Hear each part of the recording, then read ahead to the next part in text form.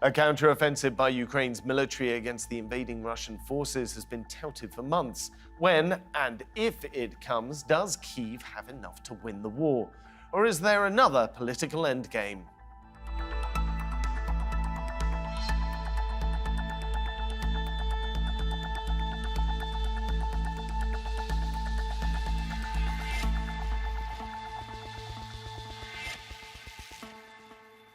Welcome to the program. I'm Philip Hampshire. Weapons and tanks have been streaming into Ukraine, and its troops have been going through intense training, often in NATO countries. Even the government in Kyiv has been hinting that it will move to take back lands held by Russian troops in the very near future. But Moscow's forces have been building defenses across the east, and both sides have suffered terrible losses since the conflict began more than a year ago. So, does a Ukrainian counter-offensive have any chance of success? And what would such a success even look like? So let's meet our guests. In Northamptonshire, we have Keir Giles, who's a senior fellow and Russia expert at Chatham House. In Strasbourg, we have Alexei Goncharenko, who is a Ukrainian MP and vice president of the PACE Committee. And meanwhile, in Maryland, in the United States, Charles Kupchan, who is a senior fellow at the Council on Foreign Relations and former senior director for European Affairs on the staff of the National Security Council. Thank you, everyone, for joining me. Keir, let me start off with you and say, people have been talking about Ukraine making some kind of a push into Russian territory for a while now, some kind of spring offensive. When would you expect it to start? Indeed, do you expect one to start, and where? Well, first of all, let's be absolutely clear about one thing. Nobody's talking about a push into Russian territory. This is instead an offensive by Ukraine to attempt to liberate those territories that belong to Ukraine, but are in fact under illegal occupation by Russia.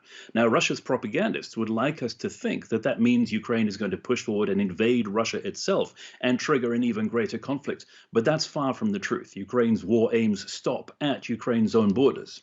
As for when and where it will start, we don't know. And it's a good thing that we don't know, because that element of surprise and that element of secrecy has been a key ingredient of all the successes that Ukraine has had in this war so far. Alexei, where do you expect Ukraine to make a push into the occupied territories? I want to see the whole Ukraine being liberated, and I'm not a military person, and if I would know where exactly the attack would be, I couldn't tell this to you. I really don't know. My military experience is just 1 month in territorial defense when Russia was trying to take Kiev a year ago. So it's not enough to make some conclusions. But we want to liberate all our territory. This is our clear intention. Alexei, when people talk about the war in Ukraine and they talk about the difficulties, the peculiarities of the geography of the country, they often talk about the fact that fighting in the spring is difficult because of the mud in the fields. What kind of a time frame does that rule out? When can fighting take place and when can it not in Ukraine? Yeah, this year is quite, this spring is quite rainy. April is very rainy, unusually rainy. And for the moment, the ground is not ready for any big movement of big, like tanks or armored vehicles. So it looks like the weather will be better from near May 5. And that probably near that time, that will be more possibly technically to move ahead, which we will definitely need to do in order to liberate our territories. Charles, when we're looking at Ukraine pushing to the east and to the south, where do you think they expect to push first? Well, from all the reporting that we have, it looks like the Ukrainians are preparing an offensive in the south to try to break what we call the land bridge that connects Donbass to Crimea. The weather is a factor, as Alexei just said. It's muddy now, and as a consequence, they're waiting for the ground to firm up. But another key factor here is that weapons are continuing to arrive, and the Russians have dug in some cases, multiple lines of defense in Kherson and Zaporizhia. As a consequence, the Ukrainians need armor, they need tanks, they need personnel carriers. They need the kinds of equipment that can punch through Russian defensive lines. That equipment is still arriving. And I think that's one of the reasons that the Ukrainians are holding off. But I think we can expect the offensive to begin probably within a month or so. Keir, when we're looking at the numbers, it's very difficult to say exactly what the figures are for the number of troops, the number of tanks, the number of planes, the number of battalions on both sides of the battle lines in Ukraine. When we're looking at the figures, a lot of commentators say both sides are running out of ammunition, both sides are running out of equipment. Is that true, do you think, in the case of Ukraine? Do you think it's more true in the case of Russia? And do you think that that could halt any potential offensive? Well, it's been true of both sides in this conflict as time has gone on. The relative power of both sides has ebbed and flowed. There have been periods when Russia itself has been short of specific types of munitions, and of course, the eradication, the evisceration of their initial armed forces that were around Ukraine has led to them having to call up far, far more people from deep in Russian society. So it's difficult to say at any one given moment whether that's indicative of the overall trend. But as Charles mentioned just now, the weapon systems that Ukraine needs to prosecute a successful offensive are still arriving. And the hope is that the delays that were put in place in providing Ukraine with what it needs to carry the fight to the occupied territories haven't been so long that they actually prejudice the success of the offensive overall. That's delays, for example, by Germany holding up the delivery of Leopard tanks. It's the opposition to any form of long-range missile being provided over and above the HIMARS from the United States, combat aircraft, and so on. All of this has held Ukraine's plans back, and the hope is that that has not been disastrous for the overall course of the war. Alexei, what's the feeling in Ukraine about these delays as they come through? First of all, I need to say thank you for all support that Ukraine is receiving. Without this support, it would be extremely hard for us to survive, and this support is vital. But yes, there is a lot of frustration. I can tell you from my personal experience. As I told you, I saw everything by my own eyes in the beginning of invasion. And if Ukraine would have, in March of last year, HIMARS, howitzers, everything else that we received in the summer, then we would finish everything in March, April, I can assure you. When Russians were retreating, we didn't have what to purchase them. Then the next window of opportunity was in summer, when we were preparing our counteroffensive. We lacked heavily armor, tanks, and we had not received it. And we made our counteroffensive that was extremely successful, but we could gain a lot more territory if we would have tanks, but we didn't have. So all the time, our allies, the free world, is chasing after Putin. That is very frustrating. And if we really want to finish this war as quickly as possible, we need to make a step ahead of Putin to provide Ukraine with everything needed for us now. With this, we can finish the war in several months.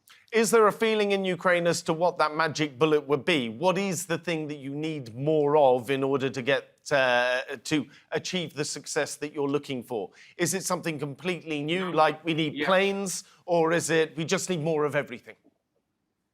No, we don't need starships and nothing like this. We just need one thing. We need ATACMS. We need long-range missiles to HIMARS.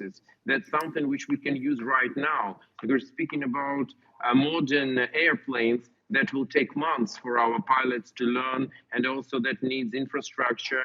We need them in future. But speaking about now, we can use very sufficiently and effectively, we can use HIMARS with long-range missiles, because we already have the launchers, we have a great crew and trade personnel. The only thing we are lacking the missiles themselves, and that is the most important thing. The second is armor, because speaking about tanks, when you hear that Ukraine was provided by 10 tanks or 20 tanks or 4 tanks by some of our allies, you just need to understand that in the beginning of invasion, Russia had 13,000 tanks, 13,000. So 4, 10, 20 tanks, they can't change anything significantly. So that's probably two most important things now. What is it, do you think, Alexei, is slowing everything down? Is it politics, say, in the European Union, politics in North America? Is it everyone's running out of their stockpiles? No, it's not about stockpiles in reality. because there are ATACMS in the United States, and they just there is no political will to give them. So it's not about stockpiles.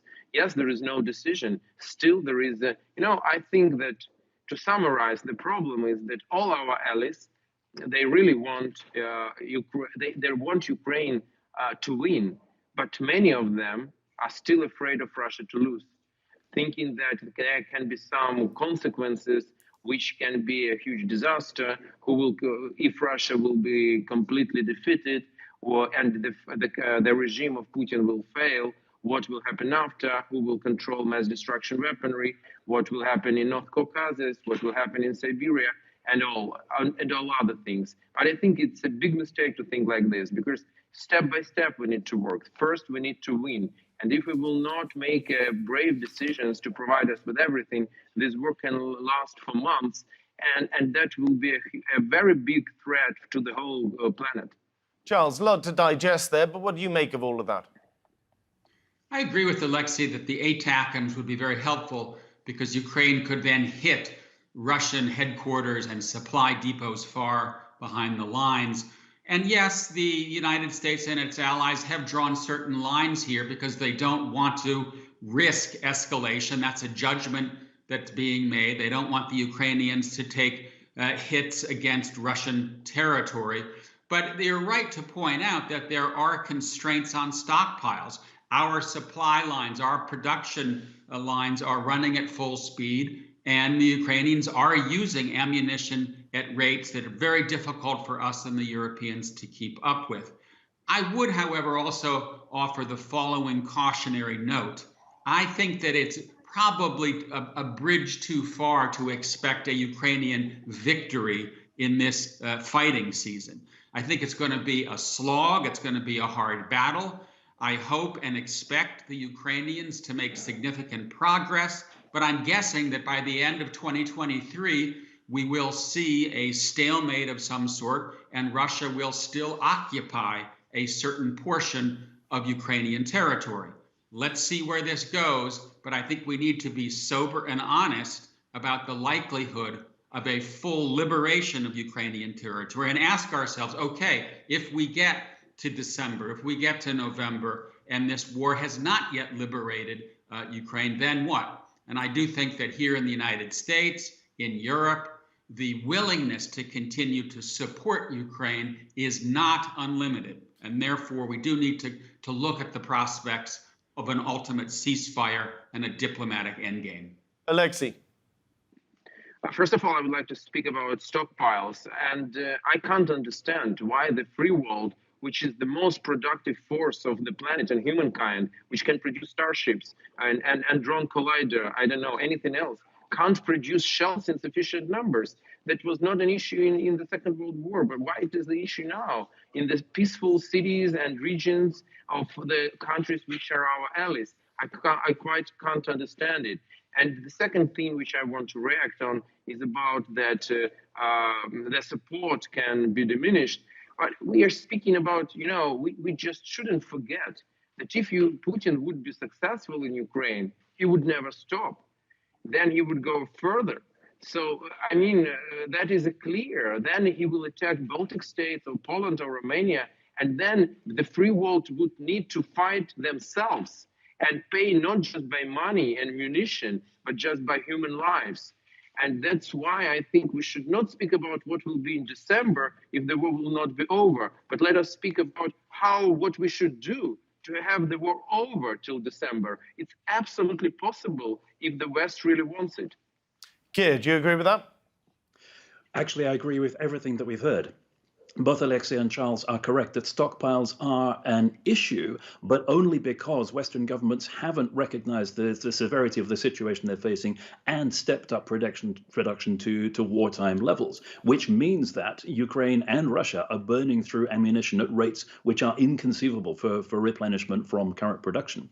But Charles has also hit on the bigger problem, which is the self-restraint, the avoidance of escalation or imagined escalation on the part of primarily the United States States, but also other backers of Ukraine, because they think that Russia will respond in a way that will be more damaging than a Russian victory, and that Russian defeat is more dangerous than Russia actually being evicted from Ukraine. But for the frontline states, the calculus is very clear. They are donating entire sectors of military capability to Ukraine because they recognize that that is reducing the Russian threat to themselves as well. And they also realize that a ceasefire or negotiated settlement which leaves Russia in control of parts of Ukrainian territory rewards Russia for aggression and will just sow the seeds of future conflict as soon as Russia feels strong enough to come back. It's a circular argument, unfortunately, not providing Ukraine with sufficient weapon systems to win the war, therefore assuming that Ukraine is not going to be able to win the war, therefore we shouldn't provide any more to them and we should wait for a ceasefire. That, unfortunately, is the way to longer-term disaster. Now, we have a map here of the current front lines, I should say, in Ukraine and where the current fighting is taking place. Strikes by Ukrainian forces equipped with US-supplied HIMARS, multiple rocket launchers, have made several Russian positions unsustainable. But obviously, as the Russians have been in position or in possession of large portions of territory, they have been reinforcing them. Possibly, Keir, I think it's reasonable to say that the most heavily defended position is along the Crimea Peninsula. So let us assume in a wildly successful case, Ukraine is able to take back all the other contiguous territory that the Russians have occupied up until now. The question still becomes Ukraine because, the question still becomes Crimea because Ukraine doesn't have a great deal of experience at marine landings and it's going to find it difficult to cross over into the peninsula, isn't it? Well, let's not get deep into operational detail of how Ukraine would actually carry out these offensives. The bigger issue, unfortunately, is, again, the constraints on what Ukraine is being encouraged to do. Crimea is presented as a target or as a goal that is beyond Ukraine's reach and should be beyond Ukraine's reach. You have voices saying that actually, because Crimea has a special status, as Russia describes it, that would be a step too far for the Ukrainian offensive. And we even have suggestions that Crimea could be a bargaining chip to try to buy President Putin off if there is a settlement. Unfortunately, all past precedent suggests that, yes, if Russia is allowed to get away with this, even by securing a limited gain such as Crimea, this will not change minds in Moscow about armed aggression being the right way to achieve the world order that they think in their part of the world. Alexei, so I've got to put it to you. What happens if Ukraine manages to take back all the territory except for Crimea? Does Ukraine, if you like, does it call it a day there? Is that the point at which you enter into negotiations, or do you just say, no, we're going for the whole thing? First of all, I can speak now here on behalf of myself, not on behalf of the whole country. But what I can tell you, Ukraine is ready for negotiations today. But about what? The question is the subject of negotiations. About Russians leaving Ukrainian territory, we are ready today. Who can want peace more than Ukrainians? We are dying every day, every single day. We want peace, but we don't want ceasefire. Even if 1 centimeter of Ukrainian territory, 1 inch of Ukrainian territory will be still controlled by Russians, it will mean that the war will continue, that the best what we can achieve is just a ceasefire for 1, 2, 3, 4, 5 years, and the Russians then will come back. It's the question not about Ukraine. I heard now very right words about restoration of international law, but it's not about Russia. That will be a signal for the whole planet. That will be a signal to China. Can they invade other countries, or can they invade Taiwan, or what can they do? That will be a signal to other countries, especially dictatorships. Can they attack? Does international law work? That's the question. The only way to restore international law, the only way to restore international order is complete liberation of Ukrainian territory. Everything else will lead us to disaster, to a chaos on the planet, and to the bloodshed. Charles, let me bring this across to you. We're about to move into a US presidential cycle. Ukraine is almost certainly going to feature in any discussions because of the large transfers of funds and equipment from the United States across to Ukraine. So what is the appetite like in the US? What is the conversation there at the moment? And would any Ukrainian advances this summer make a difference to that? Well, I think all three of us agree that the best outcome here is a Ukrainian victory, the full liberation of Ukrainian territory. I perhaps am somewhat more circumspect about the likelihood of that being attained on the battlefield. And here in the United States, with the Republicans in control of the House of Representatives, and America First wing of the Republican Party saying we're spending too much on Ukraine, we should pull back, is it worth it, isn't this just a territorial conflict? I do worry that the domestic politics of supporting Ukraine here in the United States are getting more complicated. In Europe, for the first time, we've seen a crack emerge about Ukrainian grain flowing in to EU countries. And so beneath the surface, things are getting more complicated. And that's why I think we do have to have a discussion about Plan B. Let's do our best to help Ukraine take back every inch of its territory this year. If that doesn't happen, then what? Then we do need to have a game plan about trying to wrestle this conflict to a close. I do not want to see Ukraine continue to suffer destruction over the course of a year, the course of several years of conflict. So it's the political realities that concern me and that drive me to say, okay, this is the year, give Ukraine its best chance on the battlefield. Let's have ready our plan for what we do if Ukraine has not yet been fully liberated. Keir, Charles has just given a very precise summation of the situation in the United States. In Europe, we've got a slightly different problem. We've got the United Kingdom that is very, very pro sending Ukraine absolutely everything it can. Several other countries in Europe, most notably those with the most to lose from a Russian win, say Poland, the Baltic nations, also heavily supporting Ukraine. Much more tepid support from places like Portugal, Spain, France, Germany. Even Italy is somewhat more divided. So how long can that situation continue? In terms of facing up to Russia and confronting the Russian challenge, there's always been this gradient of risk and gradient of responsibility running from east to west across Europe. Countries that are further away think that distance lends them comfort, and they think, therefore, that assaults on Europe are actually somebody else's problem. So that's not a new behavior. But yes, it does put a huge brake on the capabilities of this coalition backing Ukraine to actually do something. It is absolutely the United States that is critical to the success of the overall mission, simply because countries like France and Germany, with the size of the economies that they have not stepped up to meet the same kind of responsibilities that the United States and the UK and the smaller frontline states have. And it is long overdue for them to realize that this is not just about Ukraine. This is actually a challenge, as Alexei said, to the entire world order, but specifically and first of all to European security. If Russia is not stopped at this point, then when will these countries be willing to stop Russia's aggression?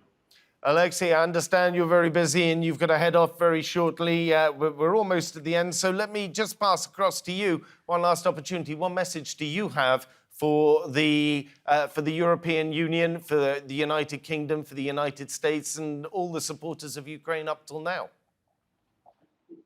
First message is great thanks. We're very thankful for all support we are receiving. It's not just words. If not this help, probably you would not have me on the program today. I don't know what will be with what would be with my family and with millions of Ukrainians. But my second message is clear. Ukraine can win this war. That's the best possible option. But for this should be a plan and support, sufficient support. If Ukraine will not be provided with sufficient support, yes, we will go to stalemate, we will go to big problems, we will prolong this conflict maybe for months, maybe for years, I don't know, and that will be a disaster for everybody, all types of crises. Refugee crisis, energy crisis, food crisis, everything will worsen from day to day. So we just need to get out from this, to be brave enough just to say that Russia is the last colonial empire in Europe, that historically it's doomed, and we just need not to be afraid of them.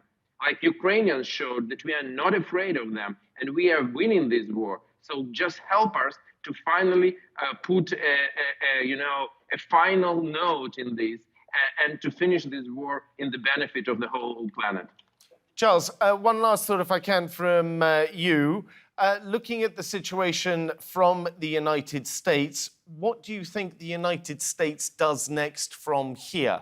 I think right now it's pedal to the metal. It's provide Ukraine as much as possible to make this offensive as successful as possible. But again, I don't think there's a silver bullet. If we give them this system, if we give them that system, then we can be assured of victory. And I do think so far the Ukrainian defense of its territory has been stunningly successful. Russia has already been dealt a grievous strategic defeat.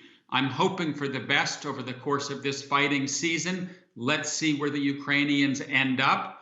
But I do think, again, that it's important to realize that victory may not be attained this year, and we have to have a long-term plan to support Ukraine, to provide it the weapons, the economy that it needs to defend itself for the long term. Because I don't think that Russia is going to disappear. Even if we take back Crimea, Putin is not going to say, oh, I'm never going to do this again. Well, Alexei is a sitting MP, so I'm afraid he's had to run off to go and vote on something. However, it's the end of the show. Keir, thank you very much for joining me. Alexei's left already, but thank you to him as well. And Charles, thank you to you as well. It's been a pleasure to have all three of you on the programme. But I'm afraid that is all we have time for on today's show. If you want to see more discussion and debate, head on over to our YouTube channel and search for Roundtable TRT World. But for now, from me here and the entire team, thank you for watching and goodbye.